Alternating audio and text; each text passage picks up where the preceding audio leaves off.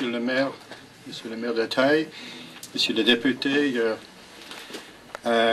Messieurs les membres du comité de gestion, de le comité de jumelage, et bonsoir à toutes et à tous qui ont participé dans cette cérémonie à la fois touchante, je dois dire, et particulièrement importante pour l'Irlande et pour la France, si j'ose dire, mais certainement pour les deux villes qui sont jumelées désormais.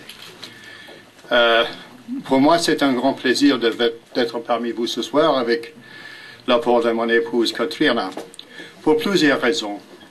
En venant ici, je comptais qu'il y a maintenant plus que 140 jumelages entre l'Irlande et des pays en Europe, en France, mais la plupart, je dois dire, entre le nord de la France et la Bretagne. Et donc, c'est à la fois quelque chose qui va de force en force et qui rejoint nos deux pays et nos deux peuples. Alors, évidemment, les rapports et les liens entre la France et l'Irlande remontent dans l'histoire. Monsieur Daly a déjà mentionné le fait que l'Irlande dépend beaucoup de la France, non seulement pour sa solidarité et son aide dans des longues périodes noires de notre histoire, mais aussi pour les idéaux qui animent notre République et les idéaux de fraternité, liberté et égalité.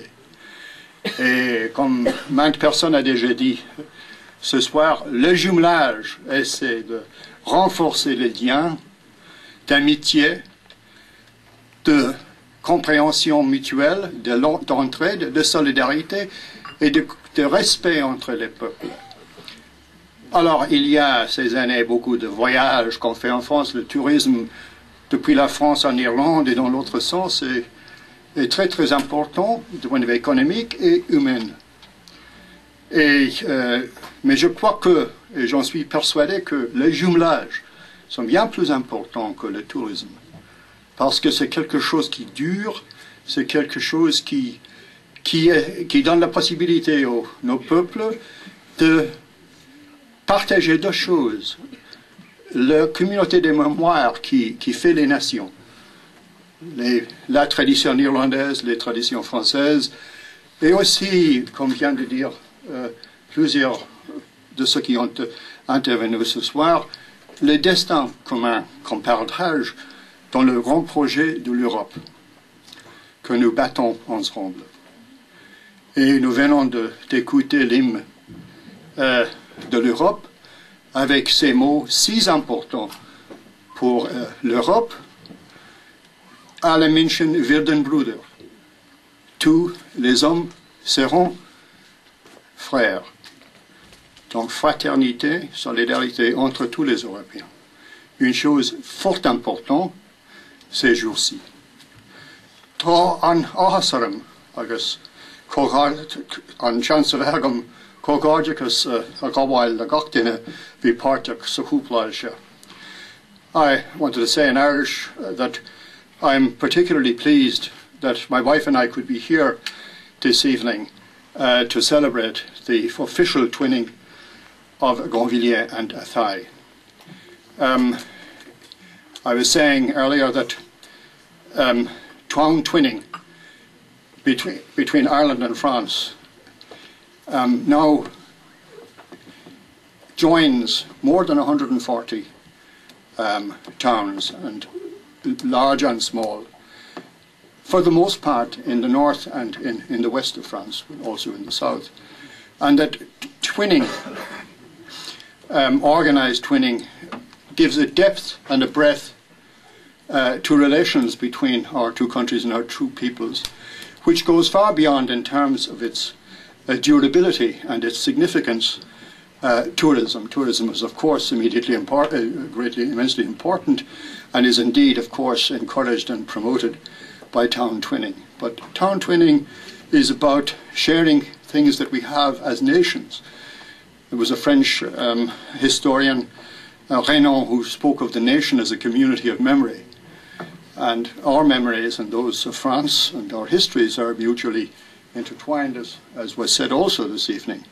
And in many ways, for many years, the destiny of Ireland, and indeed the hopes of an independent Ireland, reposed on the sympathy, understanding, moral and physical and military which France gave to Ireland.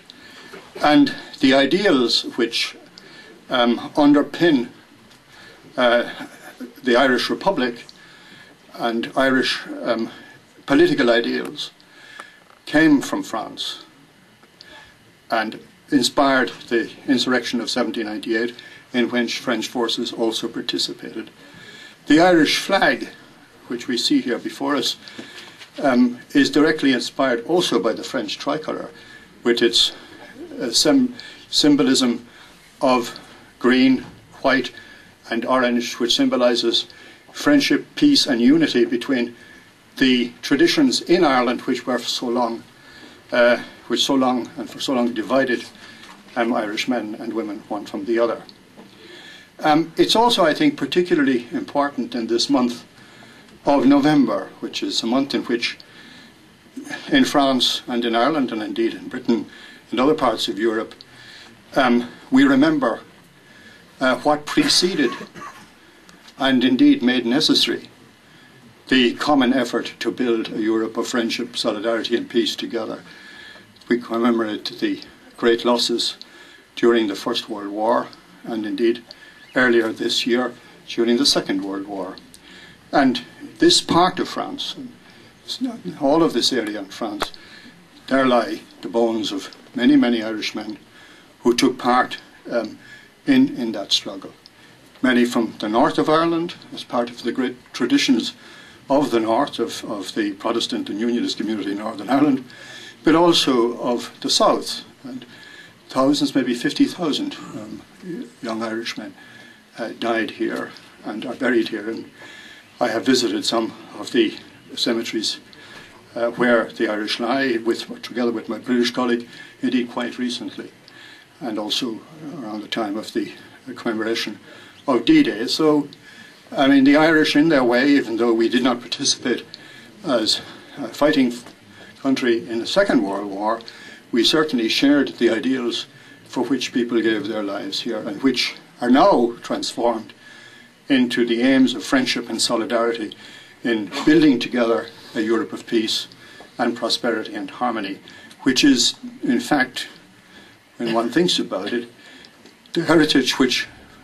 Twinning hopes to consolidate and pass on to future generations. So again, congratulations to everybody who participated in planning and making a reality of this twinning arrangement, this twinning commitment between Athy and Grandvilliers. And next year I know that the second part of the ceremony will take place in Athy on St. Patrick's Day. I don't know to what extent one can depend on St. Patrick to guarantee good weather. He must have been away just today, but let us say that if we can't depend on St. Patrick, at least we can depend on St. Bridget, who is the patron saint of Kildare and who has always been capable of providing what was missing on a great occasion, being able one time to turn an entire lake into beer. So we hope that she'll be on hand next year. Again, thank you very much for your patience in listening to us.